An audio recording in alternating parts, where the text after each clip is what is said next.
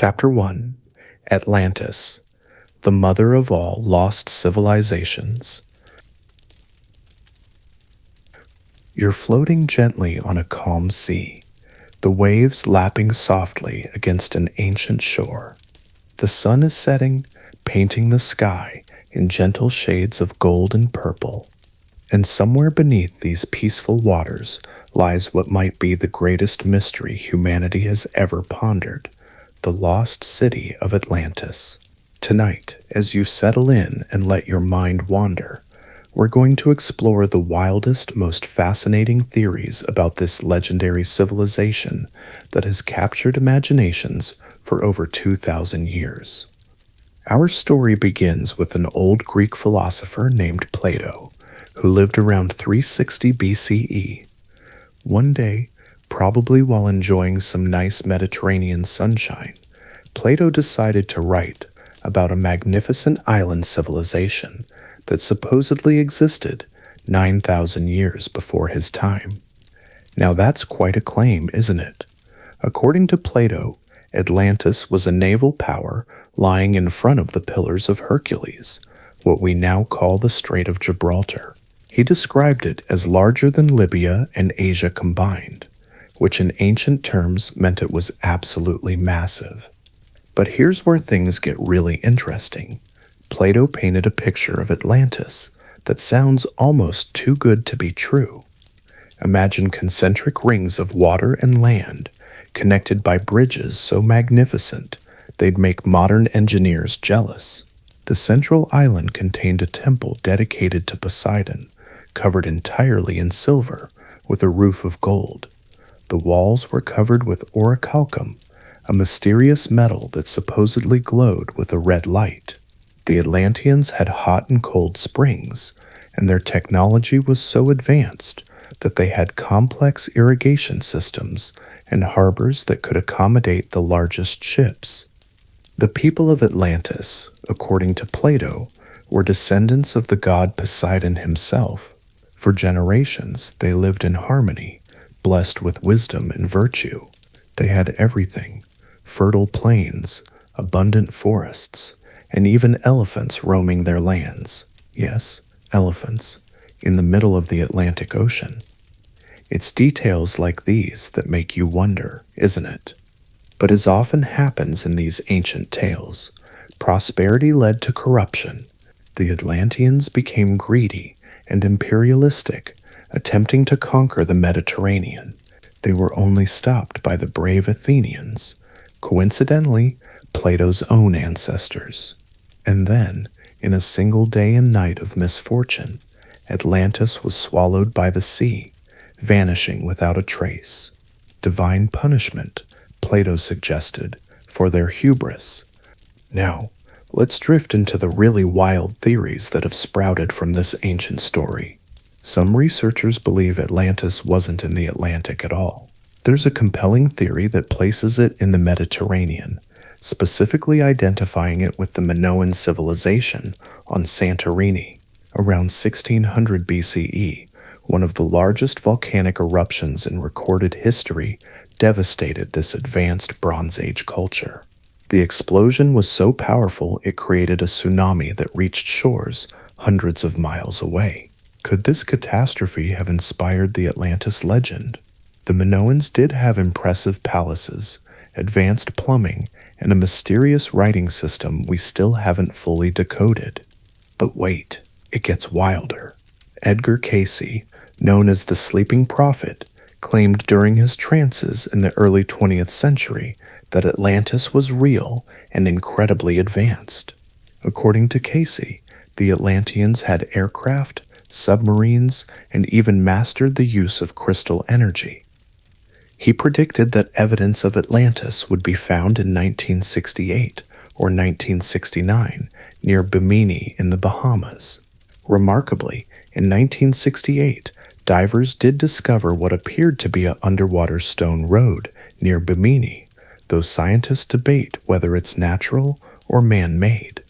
Speaking of the Bahamas, some theorists point to the unusual underwater formations throughout the Caribbean as evidence of Atlantean structures. The Bimini Road consists of rectangular limestone blocks that seem almost too perfectly arranged to be natural. Then there are the underwater pyramids supposedly found near Cuba, detected by sonar at depths of 2,000 feet. The images show what appear to be smooth, symmetrical structures that some claim could only be man-made. Of course, the ocean has a way of creating surprisingly geometric natural formations, but isn't it fun to imagine? One of the most entertaining theories comes from those who believe Atlantis was actually Antarctica. They argue that Antarctica was once ice-free and located in a more temperate zone due to crustal displacement, a theory that suggests the Earth's crust can shift dramatically over the mantle. Charles Hapgood, who developed this idea, believed that ancient maps like the Piri Reis map from 1513 show Antarctica's coastline as it would appear without ice. If Antarctica was once habitable, could it have been home to an advanced civilization? The ice sheets would certainly hide any evidence quite effectively. Then there are those who look to the stars for answers. Some ancient astronaut theorists, yes, those folks, suggest that Atlantis was actually a colony established by extraterrestrial visitors.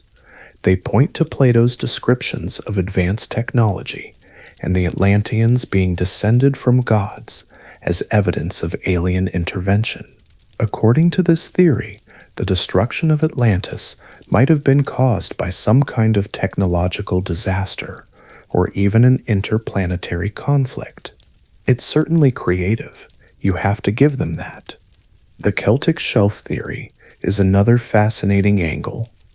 Some researchers have proposed that Atlantis was located on what's now the ocean floor between Britain and France. During the last ice age, sea levels were much lower, and this area would have been dry land.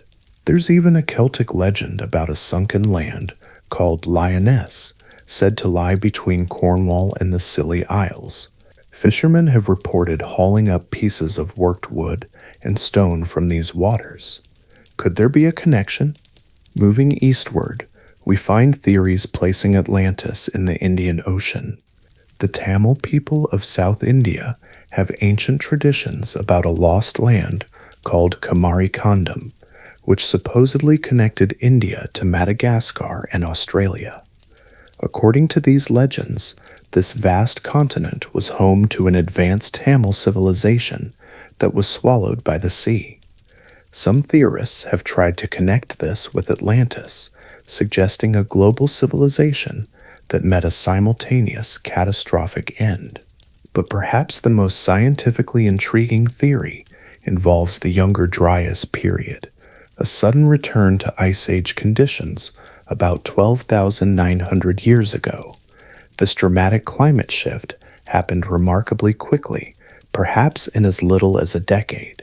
Some researchers, including Graham Hancock, suggest that a comet impact triggered this event and destroyed an advanced global civilization. The timing roughly matches Plato's date for Atlantis' destruction, and there is genuine scientific evidence for some kind of cosmic impact around this time. The Black Sea Deluge hypothesis offers another naturalistic explanation. Around 5600 BCE, the Mediterranean Sea may have burst through the Bosphorus Strait, flooding what was then a freshwater lake and creating the Black Sea.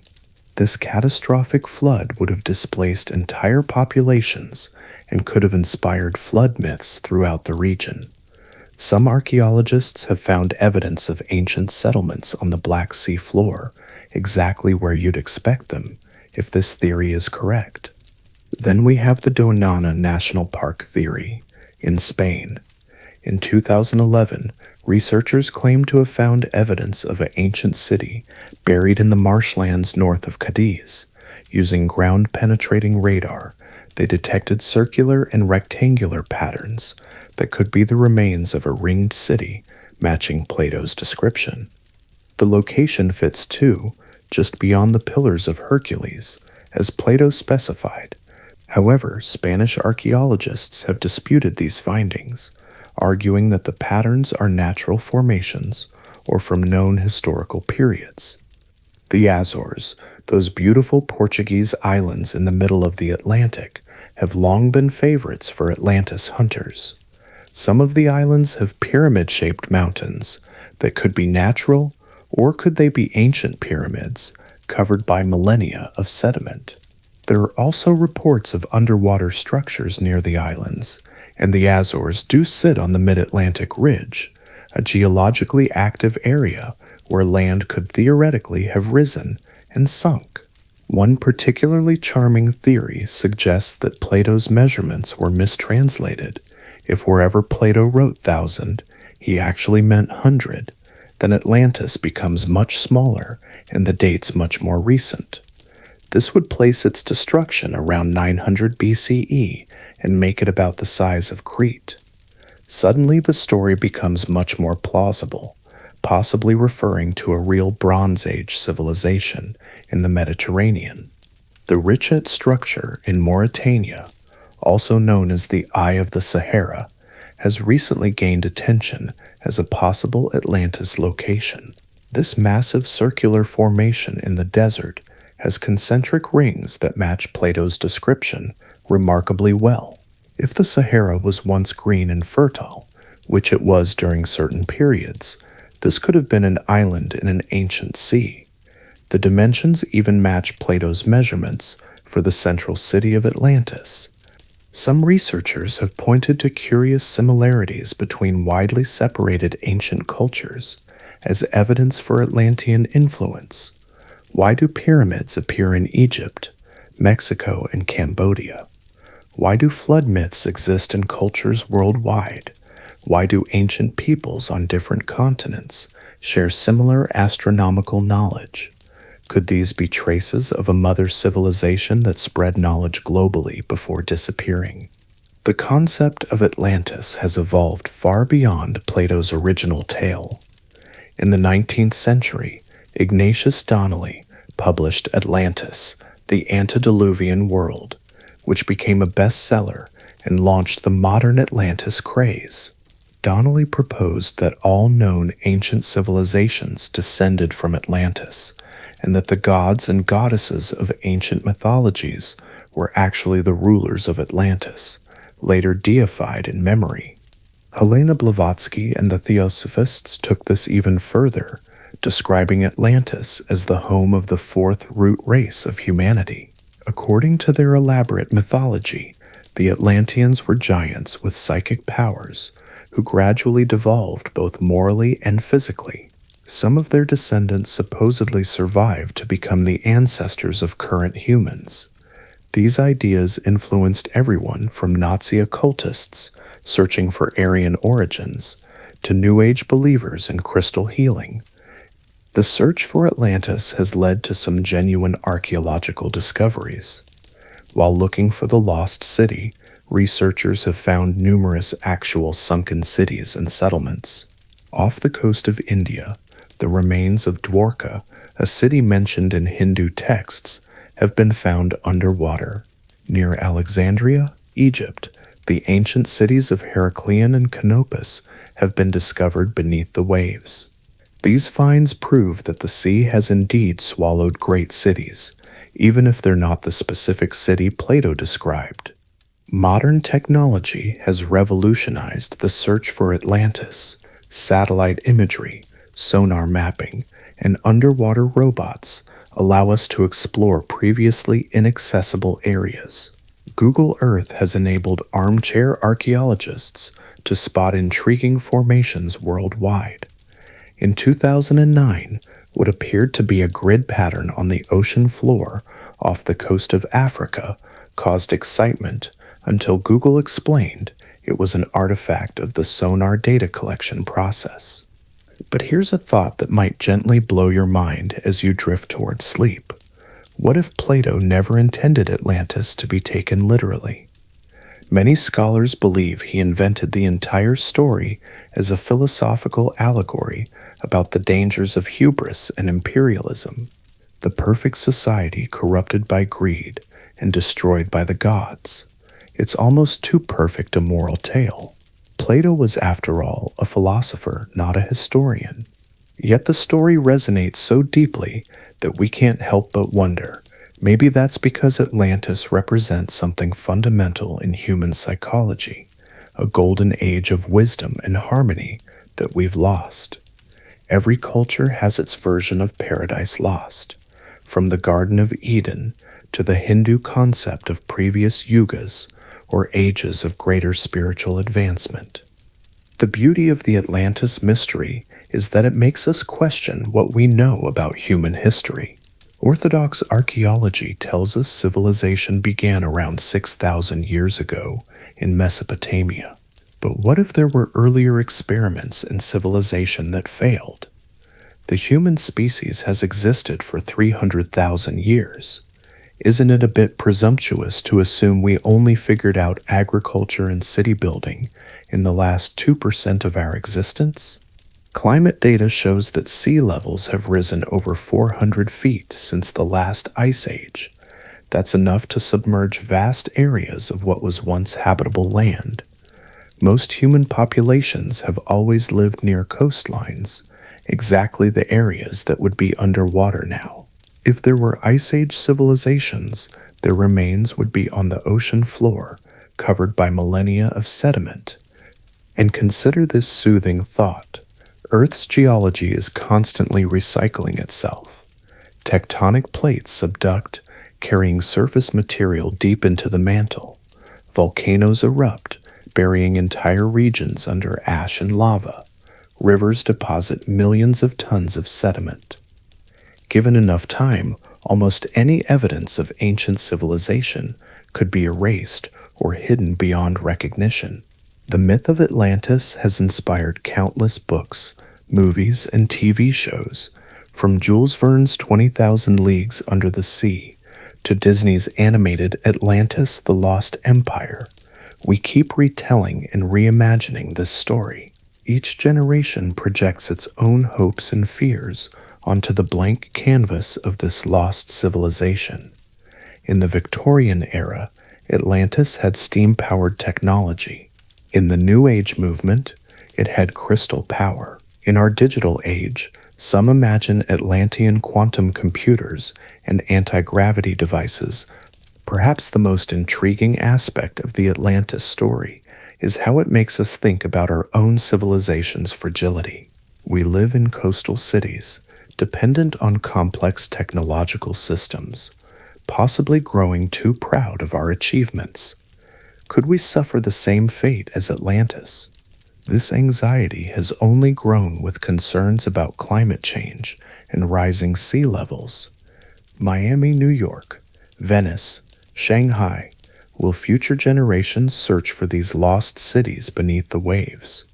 As you relax and let these thoughts wash over you like gentle waves, consider that the search for Atlantis is really a search for ourselves.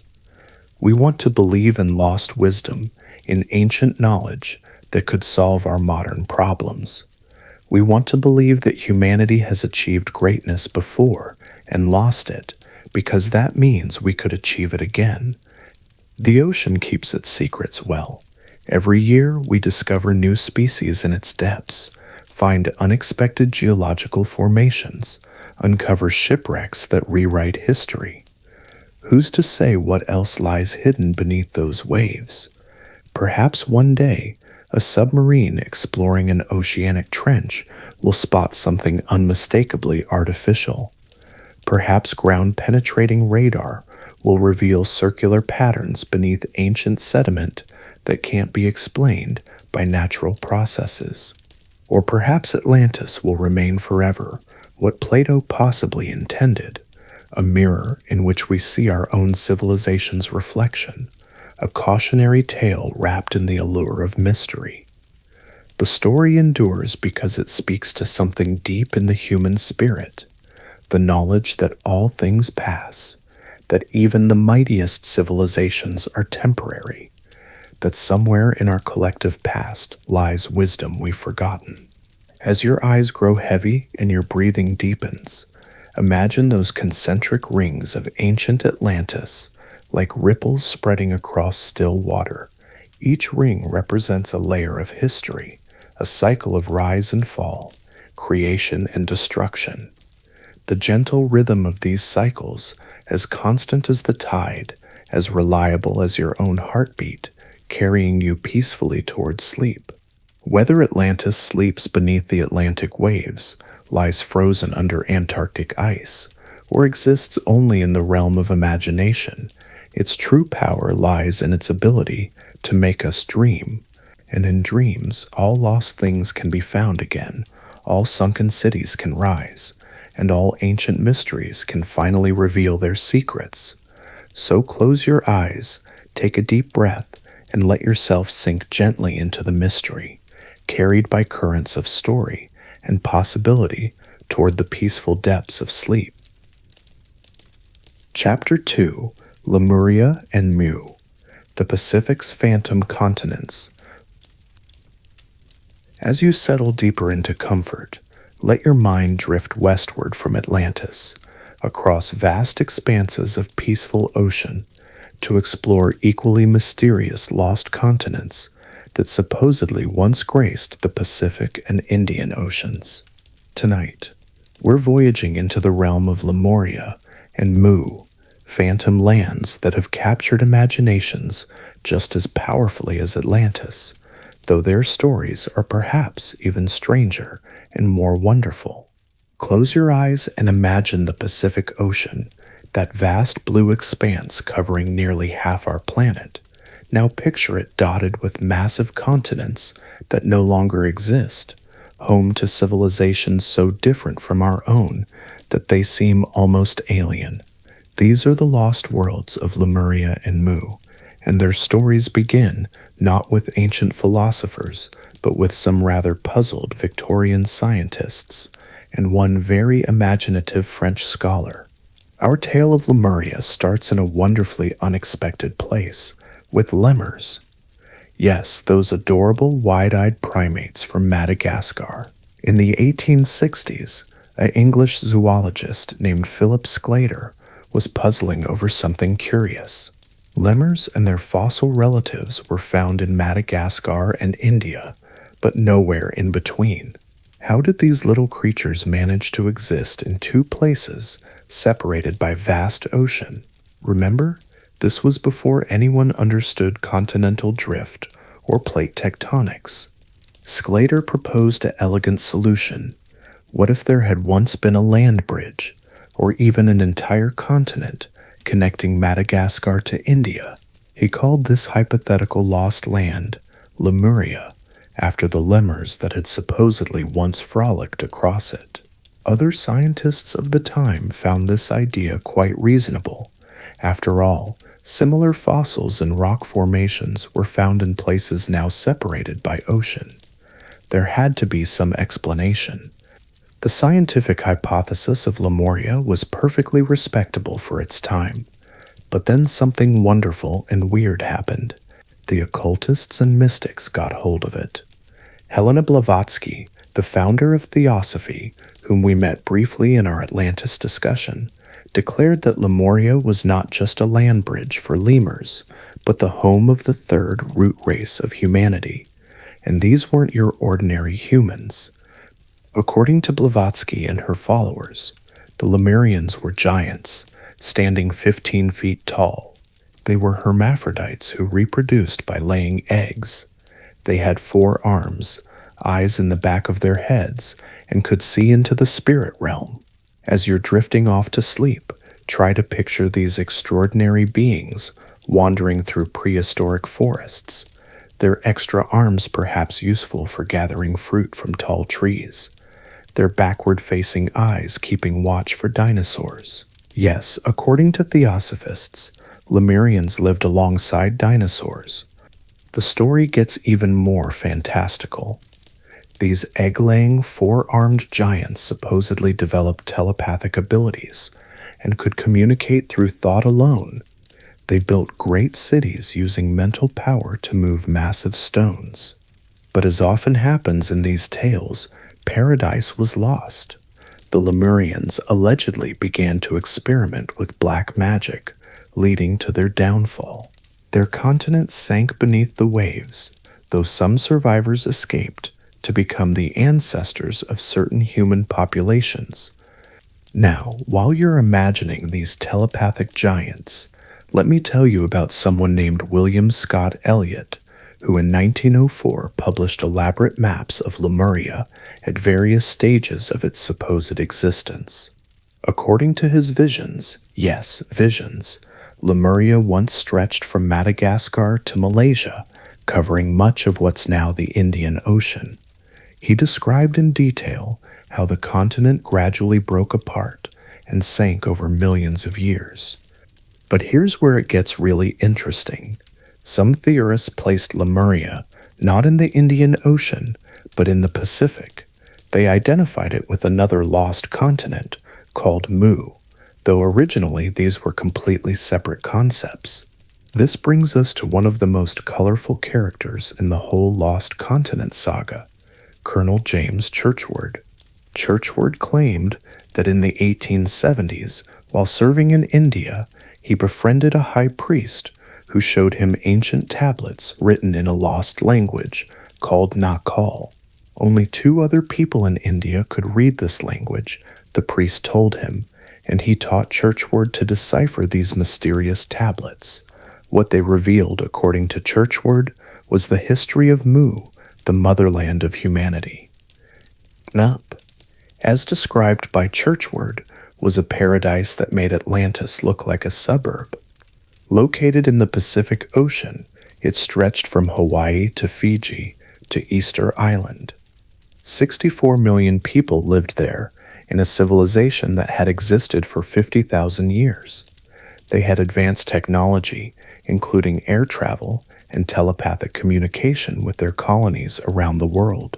The capital city had elaborate temples, broad boulevards, and tropical gardens where people lived in harmony with nature.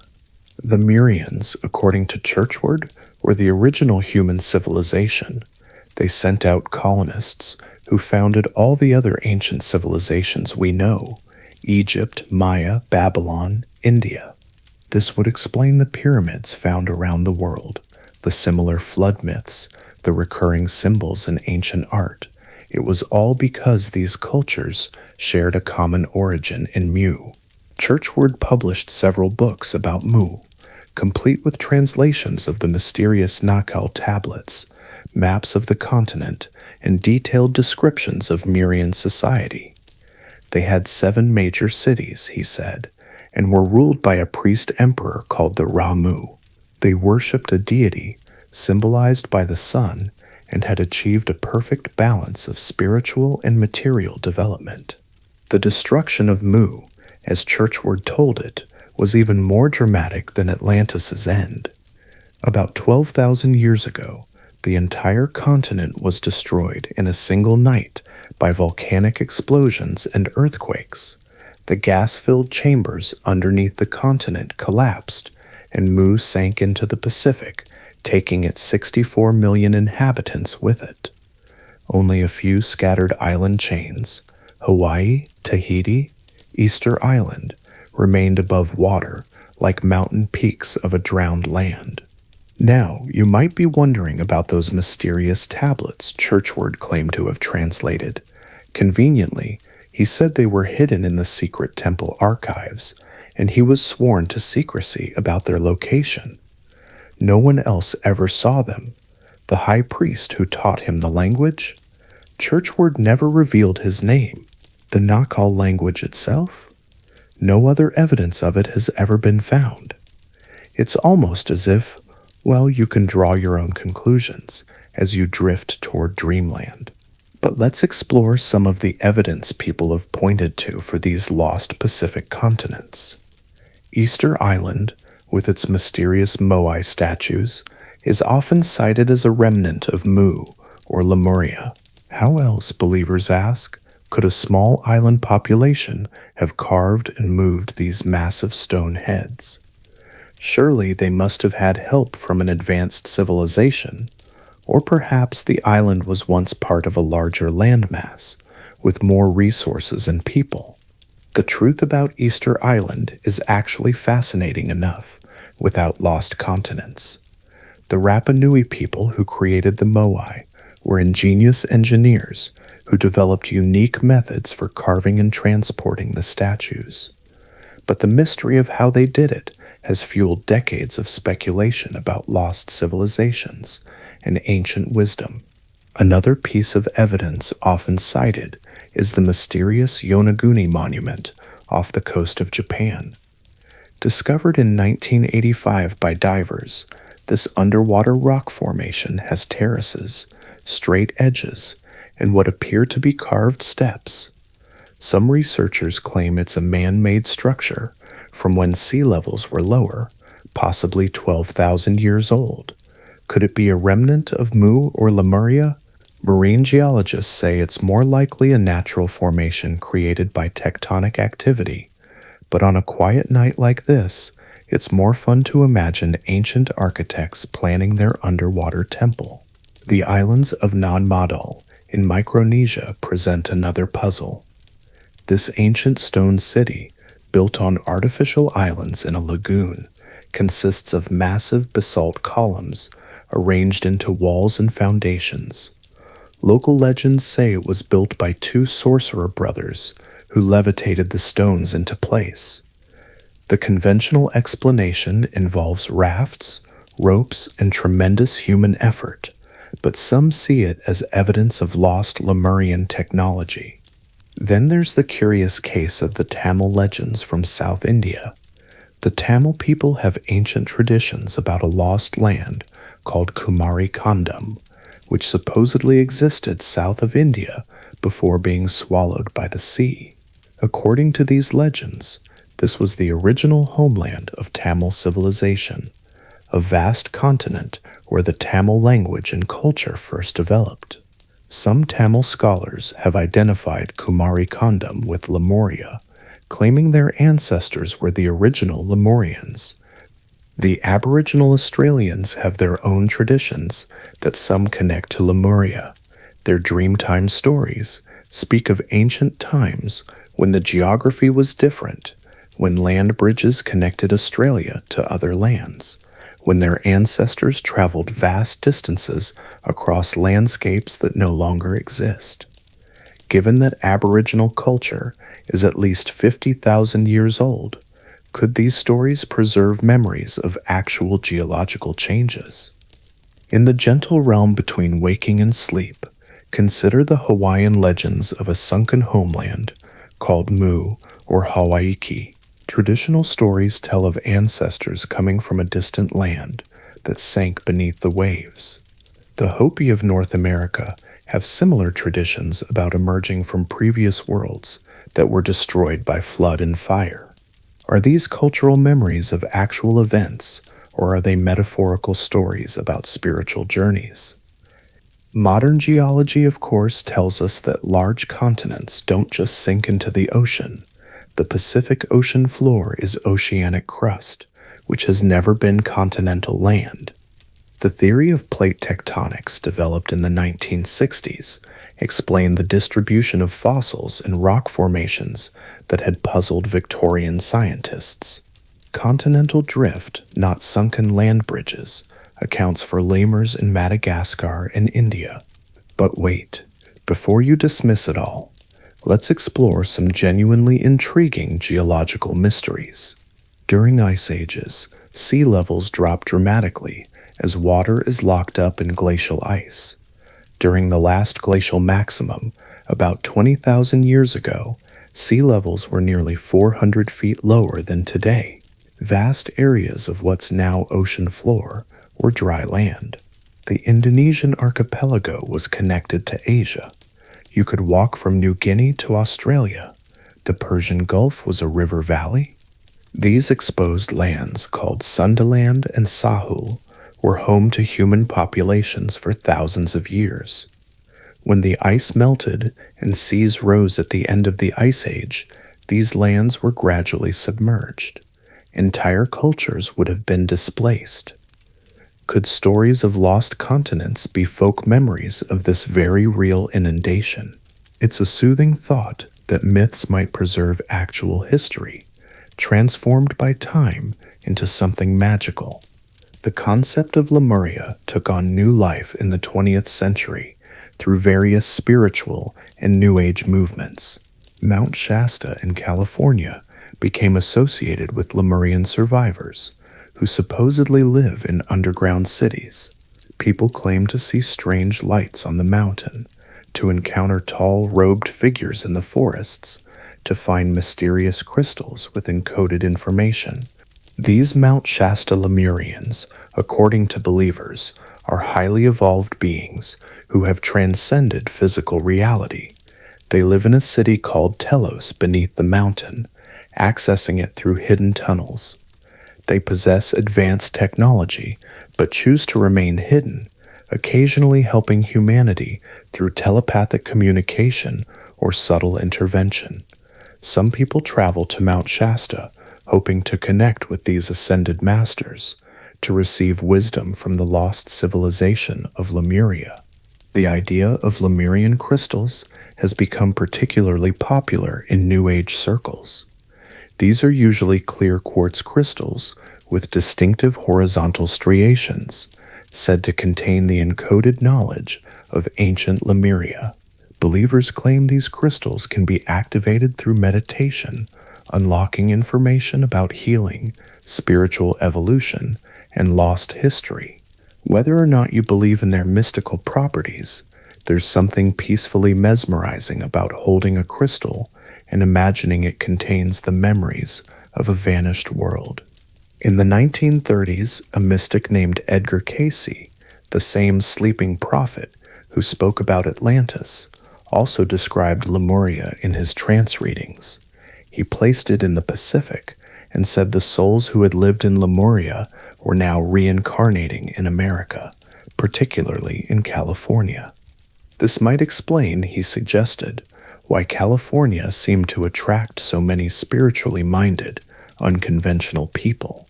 As you relax tonight, you might wonder, could you be a reincarnated Lemurian? It's a dreamy thought to carry into sleep.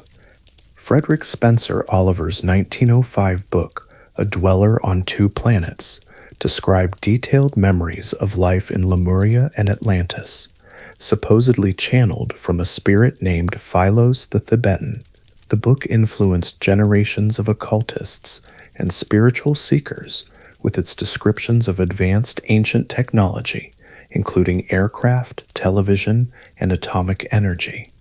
Oliver described Lemurian culture as deeply spiritual, in contrast with the more technologically focused Atlanteans. Some researchers have pointed to linguistic similarities across Pacific cultures as evidence for a common origin in a lost civilization. Certain words appear in languages from Madagascar to Easter Island. The word mana for spiritual power appears throughout Polynesia. Similar agricultural techniques, navigation methods, and mythological themes are found across vast ocean distances.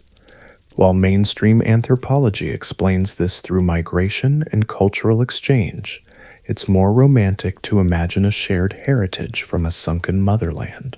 The fascinating thing about Lemuria and Mu is how they've evolved differently from Atlantis in popular consciousness. While Atlantis is usually portrayed as technologically advanced but spiritually flawed, Lemuria is often depicted as spiritually evolved but less materialistic. Lemurians are imagined as telepathic, living in harmony with nature, more interested in consciousness than machines. It's as if these two lost continents represent two paths humanity could have taken, or perhaps still could take. In Japan, there's an underwater formation called the Yonaguni Monument that some claim as evidence of Mu. The structure has what appears to be terraces, stairs, and straight edges carved from solid rock. Marine geologist Masaaki Kimura believes it's man-made, possibly 12,000 years old. If true, it would predate the oldest known civilizations. As you drift towards sleep, imagine divers exploring these underwater terraces, wondering if they're swimming through the remains of ancient Mu. The islands of Maldon and Kiribati in the Pacific have mysterious ancient roads and platforms that seem to lead into the ocean. Local legends speak of a time when the islands were connected, when people could walk between them on stone pathways. Could these be remnants of a larger landmass, or are they simply evidence of lower sea levels in the past? In the drowsy space before sleep, both possibilities seem equally plausible and equally wonderful. Modern satellite technology has revealed interesting features on the ocean floor. The Google Earth ocean mapping has shown what appear to be grid patterns, straight lines, and geometric shapes beneath the Pacific. Most are data artifacts or natural geological features, but some remain unexplained. As you close your eyes tonight, you might imagine satellites peering through miles of dark water, searching for traces of lost Mayim. The concept of Lemuria has found unexpected support from some Tamil scholars in India, who see it as validation of their ancient literary traditions. The Sangam literature speaks of Kadal Kol, meaning seizure by the sea, describing how the ocean swallowed Tamil lands in the distant past. 3 Tamil Sangams, literary academies, supposedly existed, the first 2 in cities now beneath the waves. While mainstream historians see these as legends, some Tamil nationalists have embraced Lemuria as historical fact. In Madagascar, the idea of Lemuria resonates with local traditions about their origins. The Malagasy people have diverse ancestry, African, Asian, and Austronesian. Their language is most closely related to languages spoken in Borneo, thousands of miles away. How did Austronesian speakers reach Madagascar? The conventional explanation involves remarkable ocean voyages, but the idea of a connecting continent is admittedly more romantic. The Aboriginal Australians have oral traditions stretching back possibly 50,000 years, the oldest continuous culture on Earth. Their stories describe a time when the landscape was different, when animals were different, when their ancestors witnessed the rising seas. Some of their traditions seem to describe extinct megafauna and geological events from deep prehistory. If any culture might preserve actual memories of lost lands, it would be them. As you sink deeper into relaxation, consider how the legend of Lemuria reflects our longing for a different kind of civilization. Unlike Atlantis with its golden temples and naval might, Lemuria is usually imagined as gentler, more spiritual, more in tune with nature. The Lemurians didn't conquer, they communicated telepathically.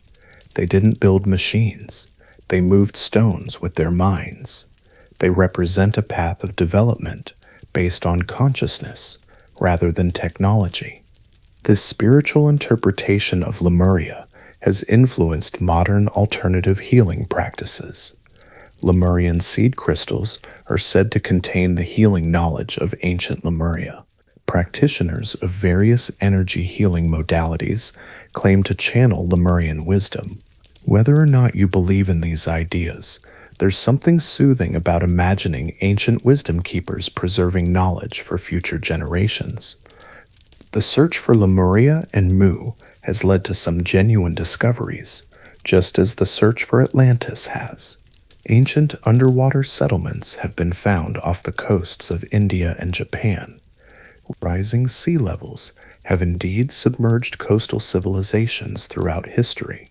The Doggerland in the North Sea, Beringia between Alaska and Siberia, the Sahul Shelf connecting Australia to New Guinea, all were inhabited lands now beneath the waves. In the warm darkness behind your closed eyelids, imagine the Pacific Ocean at night, its surface reflecting stars that have shone for millions of years. Somewhere beneath those waves, believers say, lie the ruins of great civilizations. Stone temples covered in coral, crystal pyramids in oceanic trenches, The bones of giants turned to limestone.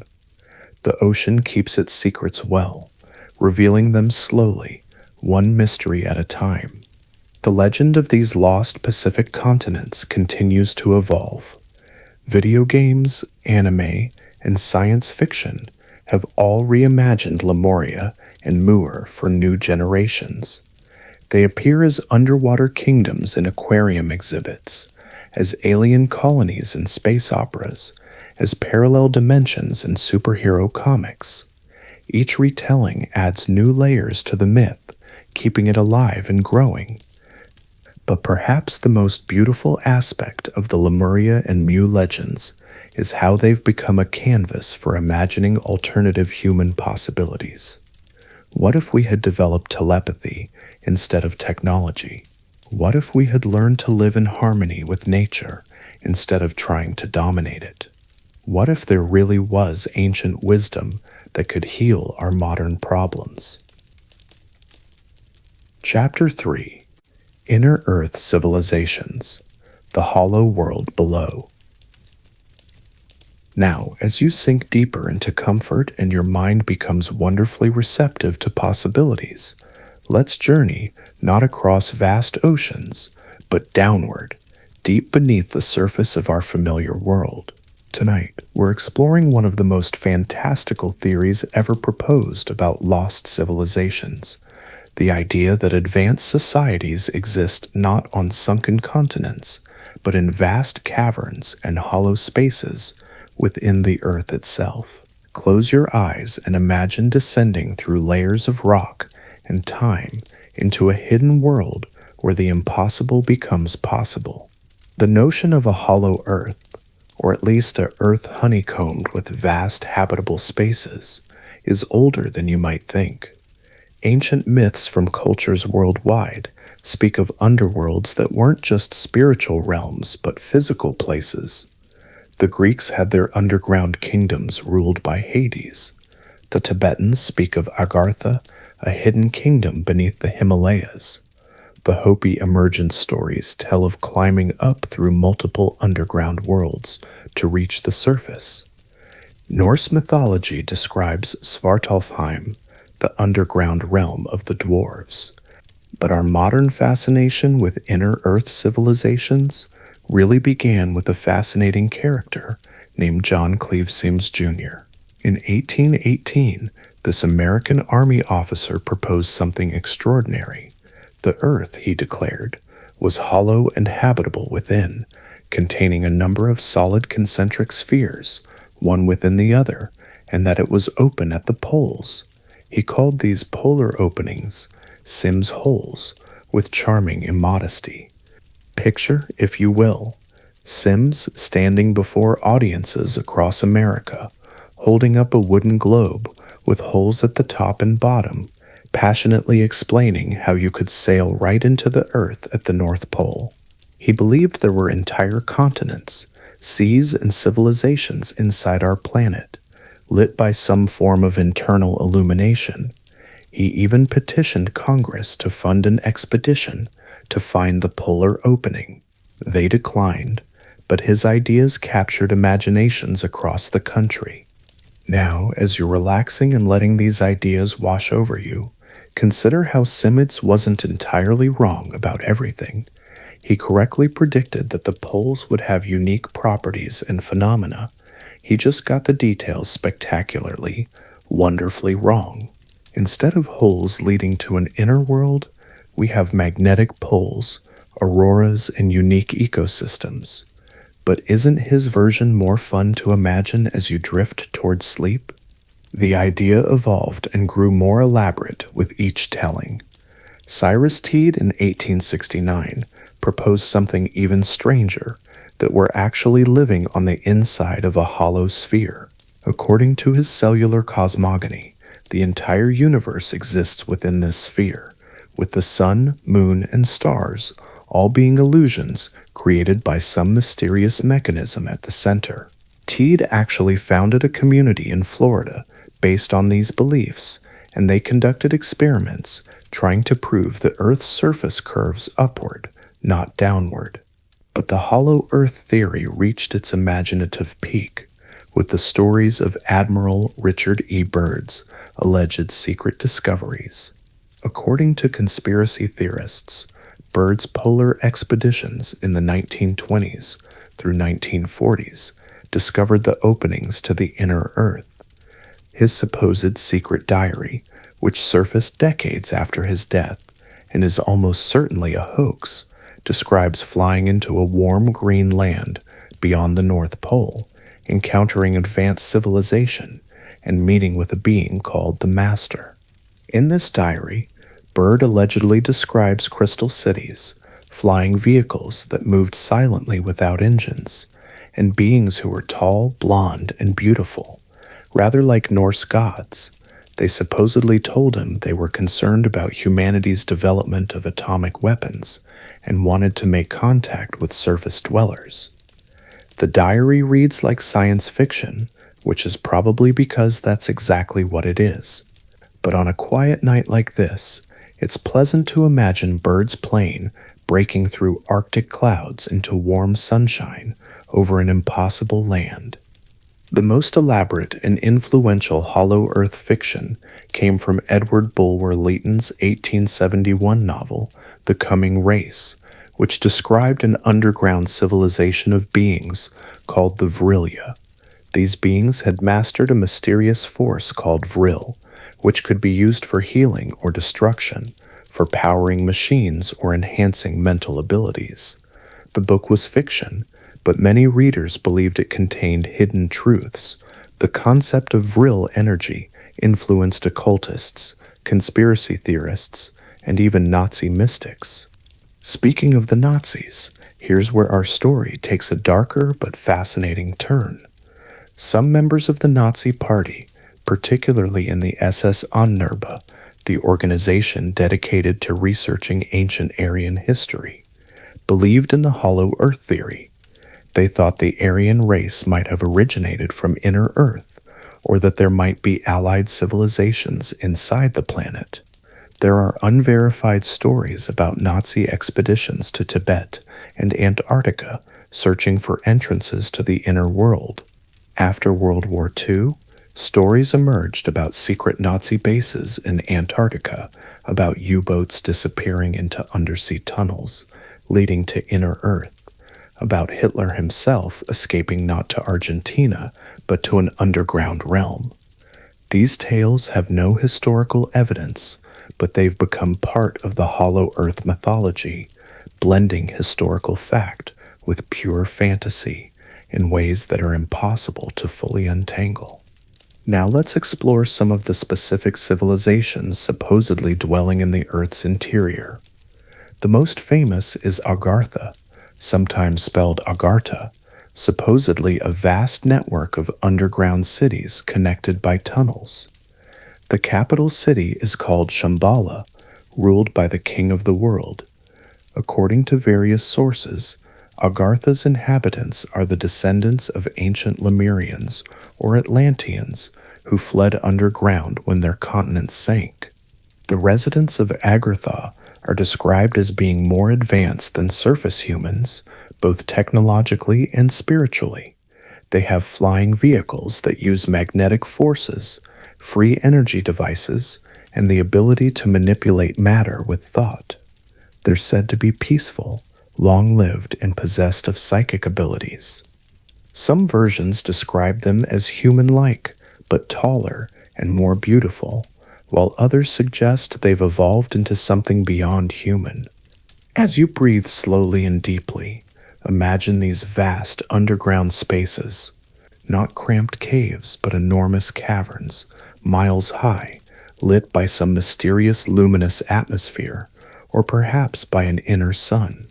Underground oceans larger than the Mediterranean, underground mountains taller than the Alps, underground forests of giant mushrooms or crystalline trees, cities of graceful spires carved from single gems, connected by tunnels where silent trains glide on magnetic fields. The entrance points to this inner world are supposedly scattered across the globe, carefully hidden or guarded. Mount Shasta in California, which we mentioned in connection with Lemurians, is said to have secret entrances. The Mammoth Cave system in Kentucky supposedly connects to Agartha. There are alleged entrances in the Gobi Desert, the Amazon rainforest, the Himalayas, and of course at both poles. Some people claim to have actually visited these underground realms. In the 1940s, Richard Shaver published stories in Amazing Stories magazine about his encounters with underground beings he called Deros, detrimental robots, and Teros, integrative robots. These weren't actually robots, but degenerate and advanced humans, respectively, living in vast cavern cities filled with ancient machinery. Shaver insisted his stories were true, based on racial memories awakened by alien technology. The Shaver mystery, as it came to be known, triggered thousands of letters from readers claiming they too had memories of the underground world, or had heard voices from below, or had found evidence of the cave civilizations. It became a cultural phenomenon, blurring the lines between science fiction and reported experience in ways that influenced UFO culture and conspiracy theories for decades to come. Then there's the story of Olaf Johnson, recounted in the 1908 book The Smoky God. Johnson claimed that in 1829 he and his father sailed through an opening at the North Pole into the interior world. There they found a tropical paradise inhabited by 12-foot-tall humans who lived for hundreds of years. These giants had advanced technology, including monorail-like transportation and houses made from gold. They spent 2 years in this inner world before escaping through the South Pole opening. The details in Janssen's story are wonderfully specific. He describes the smoky god, an inner sun that provides light and warmth to the interior world. He talks about grapes the size of oranges, trees that grow to enormous heights, and animals much larger than their surface counterparts. The giants showed them their cities, their libraries containing the history of their race, their advanced agriculture. It reads like a Victorian gentleman's dream of paradise.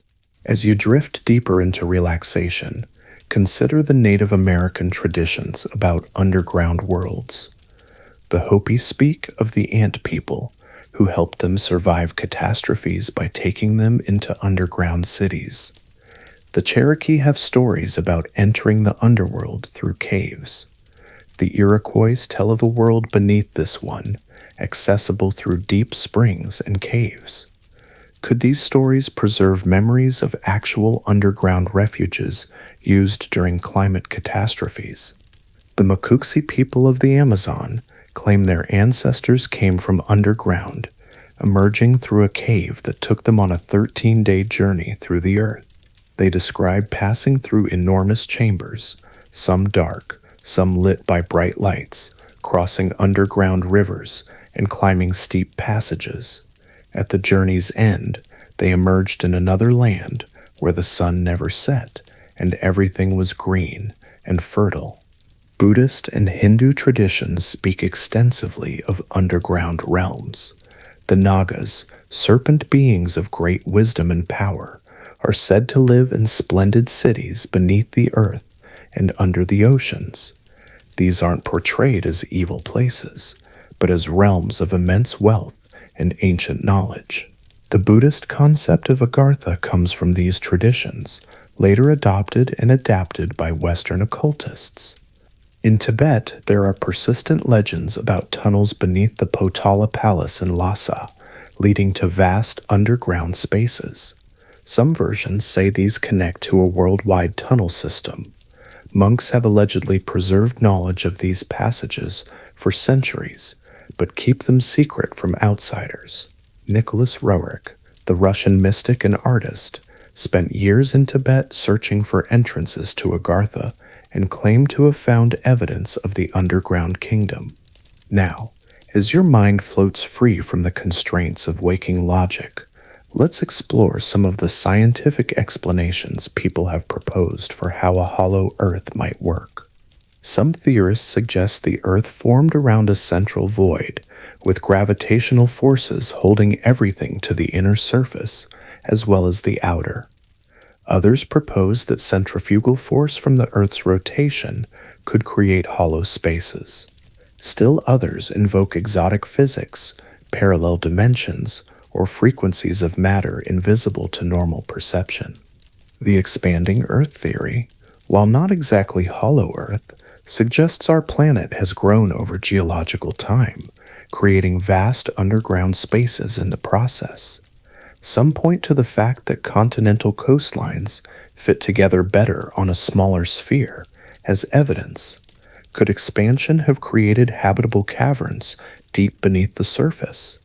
It's a dreamy thought to ponder as you sink towards sleep. Modern science, of course, tells us the Earth isn't hollow. Seismic waves from earthquakes travel through the planet in ways that reveal its internal structure, a solid inner core, liquid outer core, mantle, and crust. We can measure the Earth's mass and density. We understand how gravity works, but in the gentle realm of pre-sleep imagination, we can temporarily set aside these facts and dream of impossible worlds. Interestingly, while the Earth isn't hollow, it does contain far more underground spaces than we once thought. Deep caves extend for hundreds of miles. Underground rivers and lakes exist at depths we're only beginning to explore. Scientists have found life in rock pores miles beneath the surface. The deep biosphere might contain more biomass than the surface world. In a sense, there really is a hidden world beneath our feet, just not quite the one hollow Earth believers imagine. The deepest hole humans have ever drilled, the Kola Super Deep borehole in Russia, reached about 7.5 miles down. They found unexpected things, water at depths where it shouldn't exist, fossils of microorganisms, temperatures higher than predicted. They didn't find hollow spaces or underground civilizations, but they did find that the deep Earth still holds mysteries. Some modern hollow Earth believers have adapted their theories to account for scientific objections. They propose that the inner Earth exists in a different dimension, accessible only through certain portals, or that underground civilizations use technology to hide themselves from our instruments, or that what we interpret as solid rock is actually something else entirely when viewed from the proper perspective. The Netflix series Journey to the Center of the Earth, the classic film The Core, countless books and games, they all play with the idea of what might exist beneath us. Even serious scientists speculate about deep underground oceans, about extremophile organisms that might inhabit them, about the possibility of complex ecosystems entirely independent of sunlight. The real deep Earth might not have crystal cities, but it's strange enough to inspire wonder. As you lie there perfectly relaxed, imagine you could travel through solid rock as easily as swimming through water, descending past fossil layers, past underground rivers, past deposits of gems and gold, down to where the rock itself becomes plastic and flowing. What would you find in Earth's hidden spaces? Ancient machines left by previous civilizations, gardens lit by bioluminescent plants, cities of beings who fled the surface world millennia ago. The psychological appeal of inner Earth civilizations is easy to understand. They represent the ultimate hidden knowledge, the ultimate secret society. While we struggle with war, pollution, and conflict on the surface, these advanced beings live in harmony below. They have solutions to our problems, but choose to remain hidden until we're ready. It's a comforting thought that somewhere someone has figured it all out. Some researchers have pointed to anomalous sounds recorded from deep within the Earth as possible evidence of underground activity. The bloop, the Julia sound, various underground booms and rumbles that can't be easily explained. Most have mundane explanations: ice cracking, methane explosions, tectonic movements, but in the drowsy space before dreams, we can imagine they're the sounds of vast machines, of underground trains, of cities going about their hidden business. The entrances to the inner earth have become pilgrimage sites for believers. People travel to Mount Shasta to meditate and hope for contact. They explore the Mammoth Cave system looking for passages that lead deeper than maps show. They study satellite images of the poles, looking for anomalies that might indicate openings. The search itself becomes a spiritual journey, regardless of what they find. In Brazil, there are stories about the underground city of Posidi, supposedly inhabited by survivors of Atlantis. Explorers have reported finding tunnel entrances in the Roncador Mountains that lead to illuminated chambers deep underground. Strange lights are seen emerging from the mountains at night. Local indigenous peoples have traditions about the underground dwellers, warning that some entrances are guarded by beings who don't welcome visitors. As your eyelids grow heavier, like stone doors slowly closing, think about the metaphorical truth of the hollow earth. We all have hidden depths, secret chambers within ourselves that we've never fully explored. The journey to the center of the earth is also a journey to the center of the self, past the surface personality, past the ego, down to something more fundamental and mysterious. The inner earth represents the unconscious, the place where forgotten wisdom resides.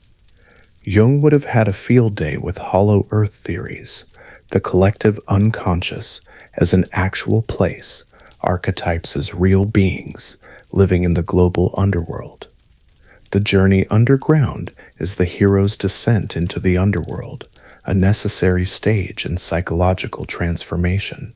Modern video games and virtual reality are creating new versions of the hollow earth myth.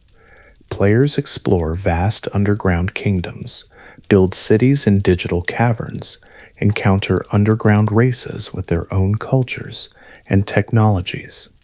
These virtual hollow earths are becoming as elaborate and convincing as any described by theorists.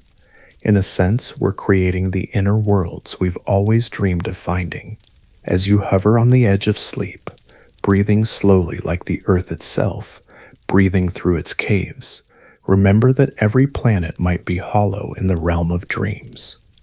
Tonight, as you sleep, you might find yourself descending through layers of consciousness into spaces vaster than the waking world, underground oceans of liquid light, cavern cities built from crystallized thoughts, inhabitants who speak in colors and emotions rather than words.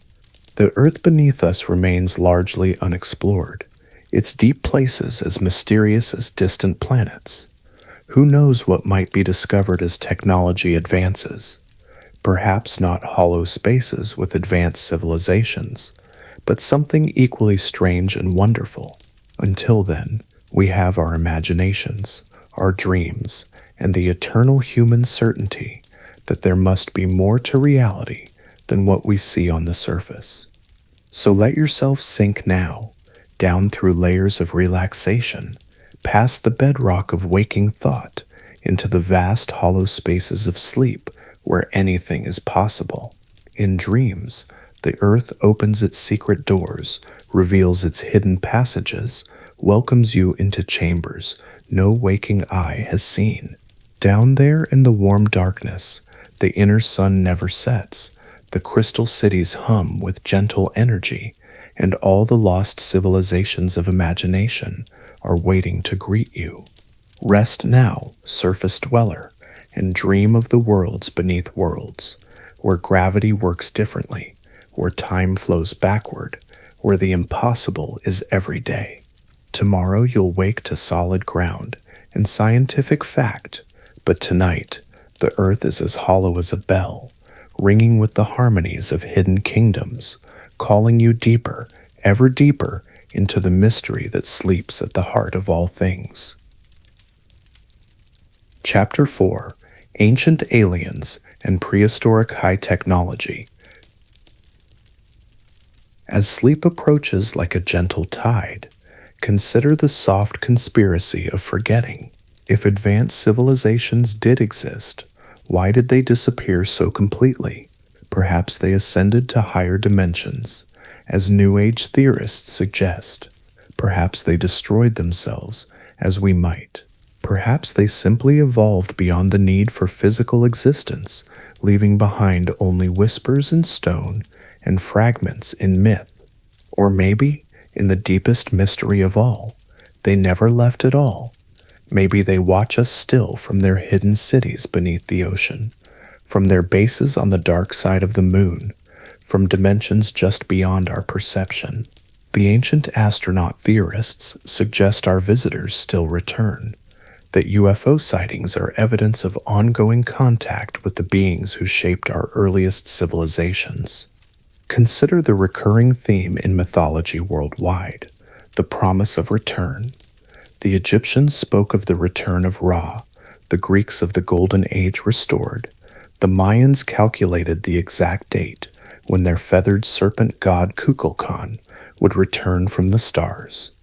Indigenous peoples across the Americas tell of sky beings who will come back when humanity is ready.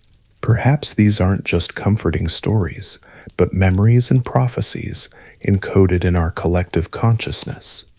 The technology we're developing now seems to echo these ancient dreams. We're learning to manipulate matter at the atomic level, just as ancient alchemists claimed was possible. We're developing anti-gravity research that might explain how massive stones were lifted. Our understanding of sound waves and resonance frequencies might unlock the sonic technologies hinted at in ancient texts. Our genetic engineering capabilities are approaching what Sitchin claimed the Anunnaki accomplished hundreds of thousands of years ago. Breathe deeply and imagine this beautiful possibility that we're not discovering new technologies, but remembering old ones, that every breakthrough brings us closer to reclaiming our birthright as children of the stars, that the ancient knowledge isn't lost, just sleeping, waiting for us to evolve enough to handle it responsibly. The quantum physicists tell us that consciousness affects reality at the smallest scales, that observation changes what we observe. Ancient spiritual traditions have always maintained that consciousness is fundamental, that the universe is more like a vast mind than a vast machine. Perhaps the technologies of the ancients worked not through mechanical principles we understand, but through consciousness techniques we've forgotten. Perhaps the pyramids were built not with ramps and ropes, but with focused intention and harmonic resonance. In your drowsy state, you might wonder about the great awakening that many spiritual traditions predict. What if it's not just a spiritual awakening, but a technological remembering? What if humanity is approaching a threshold where we'll rediscover the capabilities our ancestors took for granted?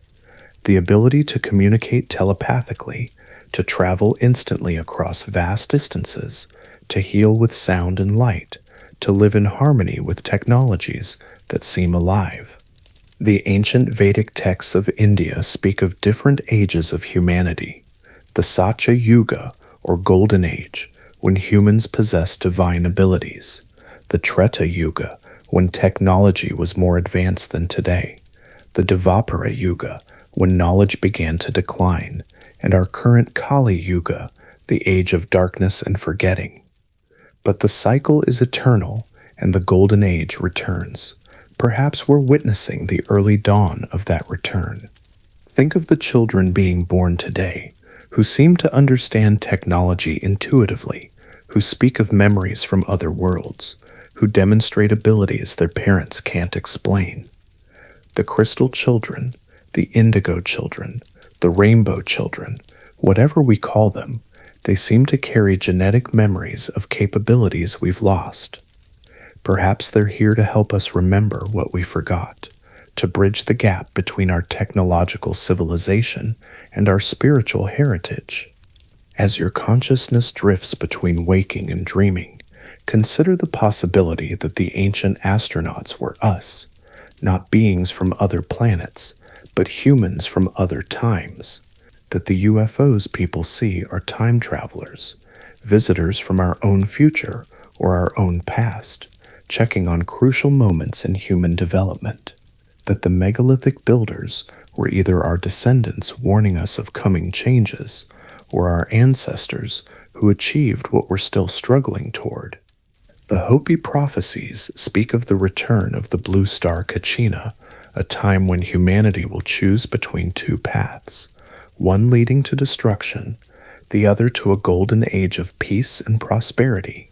They describe flying shields, houses that move through the sky, and a time when the secrets hidden in the earth will be revealed. Are we living in that prophesied time now? Let your mind float gently over the possibility that consciousness itself is the ultimate technology.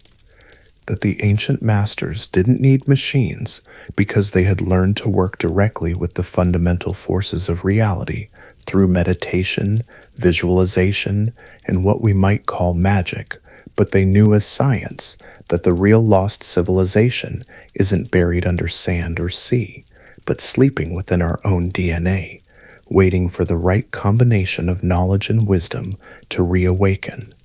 The mystics tell us that all knowledge exists simultaneously in the quantum field, the Akashic records, the collective unconscious. Perhaps the ancient aliens weren't visitors from space, but visitors from this timeless realm of pure information, manifesting temporarily in physical form to plant seeds of knowledge that would grow when humanity was ready. Perhaps they're still there, still available to us, waiting for us to quiet our minds enough to hear their whispers. As you settle into the deepest relaxation, imagine the monuments of the ancient world not as tourist attractions or archaeological puzzles, but as active stations in a vast communication network. The pyramids and stone circles, the Nazca lines and Easter Island statues, all connected in a grid of consciousness that spans the globe. Perhaps they're still functioning, still transmitting, waiting for us to remember the frequency. Dream of the possibility that human history is far more magical than we've been taught, that our ancestors weren't primitive cave dwellers, slowly learning to make fire, but refugees from a golden age, survivors of a catastrophe who had to rebuild civilization from scratch, that the knowledge survived in their stories, their symbols, their sacred sites, waiting for the time when we developed enough humility to listen to what they were really saying. Consider, as you drift toward dreams, that the greatest archaeological discovery isn't waiting in some hidden tomb or sunken city, but in the awakening of human consciousness itself. That we carry within us the memories of star travelers, the wisdom of crystal cities, the knowledge of how to live as cosmic citizens rather than planetary prisoners. The ancient astronaut theorists might be right, but not in the way they imagine. We don't need to look to the skies for our visitors. They're already here, encoded in our dreams, our intuitions, our deepest yearnings for something greater than our current limitations allow. The real ancient aliens are the parts of ourselves we've forgotten, the aspects of human potential we've dismissed as impossible. And so, as sleep claims you, carrying you into the realm where all possibilities exist simultaneously, rest in the gentle knowledge that you are descended from stars, that you carry within you the wisdom of ages, that the mysterious technologies and impossible achievements of the ancients aren't lost treasures, but sleeping capabilities, waiting for love and wonder to wake them. In your dreams tonight, you might fly in a Vimana over ancient India, or help position the stones at Stonehenge using only the power of your focused intention, or walk through the halls of Atlantis before the great forgetting. You might meet the wise beings who have been guiding human development from the beginning, who reveal themselves not as aliens from distant worlds, but as the deeper aspects of your own cosmic nature. Sweet dreams, fellow traveler among the stars. May your rest be filled with the gentle remembrance of who you really are, and who we all might become when we remember the ancient wisdom that flows through our very DNA. The greatest mystery isn't what the ancients achieved, it's what we might achieve when we finally remember that we are them, and they are us, separated only by the beautiful illusion we call time. Sleep now, and dream of the golden age that was, and is, and ever shall be, waiting just beyond the veil of our forgetting, as close as your next breath, as vast as the star-filled sky above.